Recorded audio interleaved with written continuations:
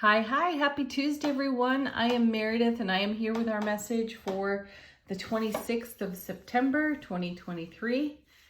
We'll be using the Mystical Moments Tarot for our message today. We have the Sun in Libra, the Moon is in Aquarius.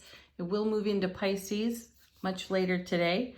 And then, of course, our retrogrades, Saturn, Pluto, Neptune, Uranus, Jupiter, Chiron.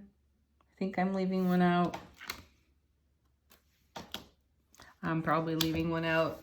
Anyway, we got a lot of retrogrades going on and they're helping us. What are they doing, you might ask? Well, they're having us dig deep into some old life business that does not serve the now or the oncoming. And that gets weird, that gets funky, that gets uncomfortable, and we'll talk about it here with the cards. Let's see what we got going on. Oh yeah, first card. Hello, Scorpio. There's the Death card. First one, transformation. You know that's what this card is all about. I know that it has become one of those cringe cards, one of those stereotypical scary tarot cards. That's not what this card is all about. This is one that has us going deep. Herein lies the energy of Scorpio for recognition of what's dying off, what's passing off and away from our foundation. And the Death card, kind of like the Tower, is one of those intentional cards. You can take the Tower down when you see it, or the universe will help you. The Death card is going to show you from the depths of your presence, the depths of your contemplation and self-awareness, what is serving you and what has become an obstacle. And if you don't take care of it, kind of like the Tower, transformation is going to happen. So consider taking action when you see the Death card, because it's all about a simultaneous ending and with a beginning. So as one thing closes off, comes to an end, this brand new energy surfaces right alongside it, and it's usually an upgrade. And yesterday we were talking about breaking up with our past, and we were acknowledging that if we're responding out of our story, out of our pain body based on past experience, then we're projecting that into the now, and that will become our oncoming, the self-fulfilling prophecy. So let's see what comes next. We have the Seven of Pentacles. See, there's something big going on. Sevens in tarot are all about heaven touching earth within us. The Seven of Pentacles is a card where you typically see the character on the card looking a bit beleaguered and standing next to these fruitful vines. And here we have a nice fruitful tree. And I like that the character's got a... Oh, pardon. That's not what I thought that was. We'll just back that up. Anyway, I like seeing that the harvest is being tested here on the card, and it may not be quite ready, though this is what I would consider the iceberg moment. And it's something that we've talked about recently too. Things have been surfacing, and we're only seeing perhaps glimpses or wisps or essences of things that are coming into being. What we don't see is everything that's going on below the surface. And one of the decks that does this card so well is the Light Seer's Tarot. The Seven of Pentacles in that deck is amazing because you see a little bit of a sprout above the surface, and yet you see all this growth underneath. And that's what we have here. There's a big transformation taking place. So part of the message here is get out of the way, get out of your own way, might be a better way to say that. And if you're recognizing that you've got an obstacle in your past from an old story, rising from your pain body out of yesterday's reading on the Three of Swords, where are you investing your spiritual, soulful presence? Are you living in the past or are you in the now? Are you willing to take a look at some of the hardships and challenges as blessings in disguise and leverage that energy in a way that works for you, with you, and with a divine all? Again, when these questions come up in tarot, the easy answer is, oh, of course I want to do the investment of my soulful presence in the now so that my oncoming is amazing. And yet, isn't it incredible how many times we'll all go back to some old story, retell it, replay it, rerun it, retrograde it. So use the retrogrades as the fulcrum here in the situation, because retrogrades give us an opportunity to review, to recollect, to redo even. So what would you like to reflect upon here that you can use to your highest and greatest benefit? King of Swords. Oh, perfect. So the King and the Queen of Swords have a bitter and cold reputation in tarot, and I feel that that reputation does them a huge disservice, because another question, how many times have we had to do the hard thing because it was the right thing? Therein is the magic of, excuse me, the King and the Queen of Swords. So there's discernment. There's brilliant clarity here in the Ace of Swords being held by the King. And here we have a divine masculine energy, again, like we had in yesterday's reading as well. So we have to cut off, cut away, and what is not serving the beauty of what is surfacing in our world, so that we can continue to invest in the transformation that's taking place that brings us our 10 of Cups, 10 of Coins, 4 of Wands lifestyle, right? Oh, here it is again. See, there's that beautiful, beautiful 3 of Swords. This is pain, loss, and sorrow of the past. So we're definitely at a tipping point. We got to take a look again at the fulcrum type of energy that these retrogrades are giving us, with the perspective of what we're doing and how we're doing it in the now.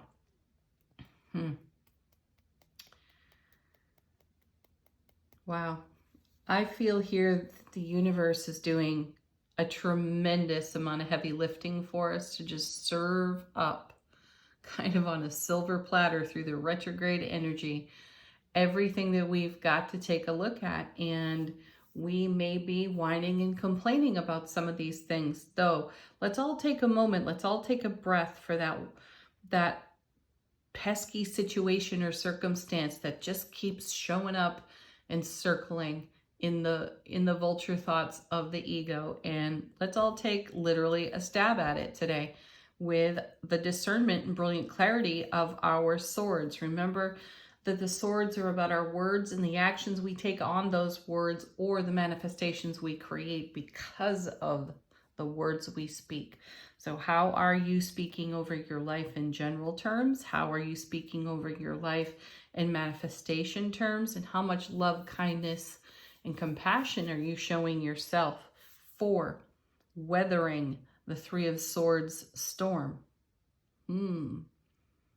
See, this is where those experiences become blessings in disguise, because we learn what to do right along learning what not to do, what really does serve us to our highest and greatest benefit. Oh yeah. And if you weren't getting enough out of the King of Swords, there's the Emperor. Wow. Super strong, divine masculine energy within the reading today. This is all about us taking action. It means that the ability to take action is a little more graceful, simple, peaceful, and easy right now. So these are the moments when the Death card starts the reading and the Emperor ends the main body of the reading. You've got some serious actionable opportunities to nurture and tend to be in flow with. So take the opportunity to set yourself free, liberate yourself from some old BS that is a broadcast of your pain body and going out into your sphere of influence and not contributing to the vision that you have. Do it with love, do it with grace. This isn't a time for shame, blame, or guilt of the self. Just because we've had a hardship in the past and maybe we didn't navigate it so well and we developed some negative inner dialogue around it because of the ego does not mean that that has to be the way for the rest of your days. You don't have to continue to repeat that cycle. All right, let's see what's on the bottom of the deck. How is the universe serving us? What is it revealing to us? How is it in support of this energy here? Our first card. Look at that, the sun. See, more brilliant clarity here. I want to come back to this Emperor for a moment. So if you're having a moment of indecision with yourself, of should I let this go? Can I let this go? Am I ready to let this go? The answer here would be heck yeah, when you have the Emperor show up. The Emperor is not going to waste any energy whatsoever on something that is not directly serving. So the King of Swords, with his keen intellect, great knowledge, incredible wisdom, the ability to discern what is authentic and true, is going to highlight everything that death has drawn our attention to over here, and the Emperor is going to strike on all of it. So let's bring some sunshine into the situation. Here is the sun, happiness, the happiest card in tarot. Bliss, joy, fun, laughter, success, whelm, delightful overwhelm. There's the sun's energy. So we'll also have no trouble seeing in our brilliant clarity. ×2 in the reading here with the King of Swords and the sun. We'll have no trouble seeing what death is revealing to us. And take a look at the death card for a moment, by the way. You know, we can actually see into the depths of death on the card. Right? We're able to look at the bones right into the rib cage. So we're able to look deeply into our situations and circumstances and identify what could be standing in the way of fulfilling the harvest here on this gorgeous Seven of Pentacles. Next, we have Three of Cups. Look at this. Great celebration.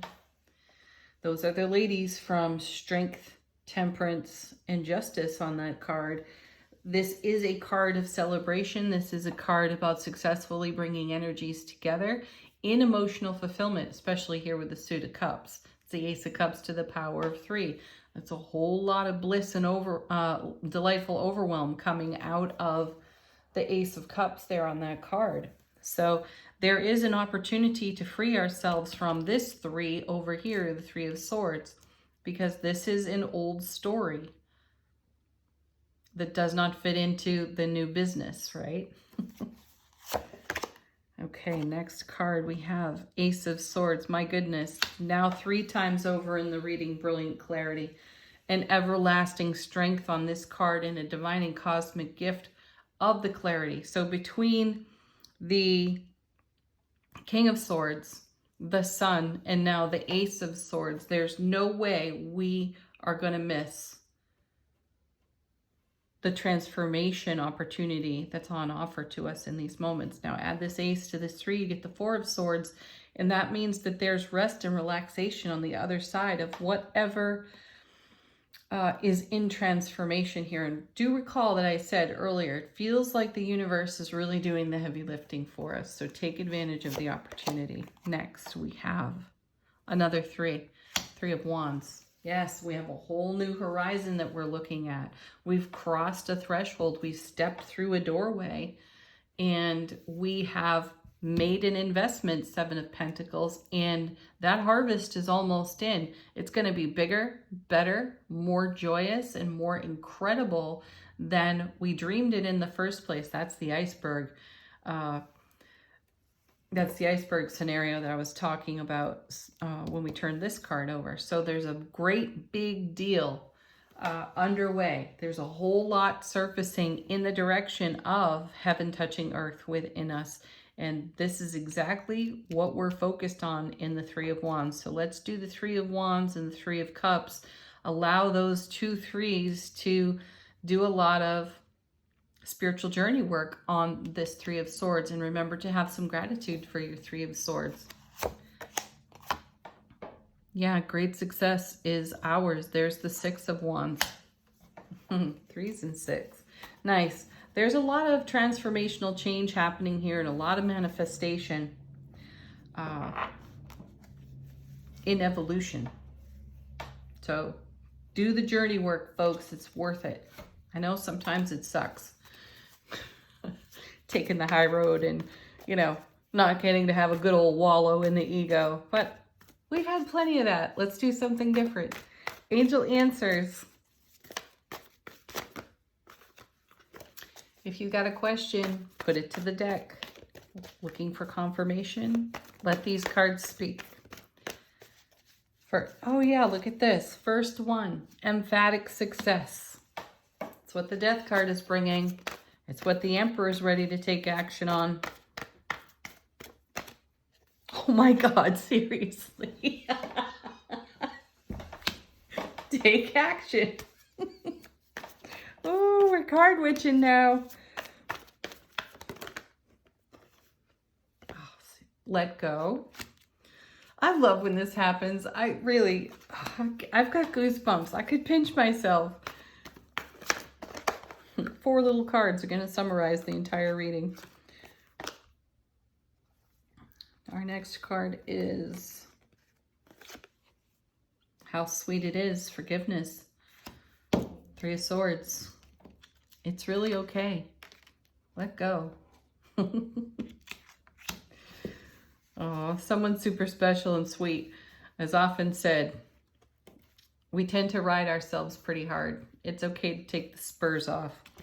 That's the 3 of Swords. Lose those spurs. You don't have to dig in so hard. Have some forgiveness. Have some self-compassion. Some unconditional love of you. You've done the very best you can in every experience you've encountered. So even if they were less than ideal and triggered your pain body, that's all right. Today's a new day. And we've got a tremendous transformation taking place that's bringing heaven to earth within us. So wow. Hardships are contributing, positive contributing factors. Celebrate them. 3 of Cups. Final word on the reading, soulful presence. How is it informing our waking consciousness? We have the Wise One. It's too dark in here. Can't read the words. They are, grow within your current situation. That's like getting the Death card twice. Check it out for yourselves. Love, kindness, compassion, unconditional love for yourself. Take aim at the vulture thoughts and bring them some love too. Settle them and then let them go. Have a beautiful Tuesday, everyone. Peace, love, joy, happiness. Namaste.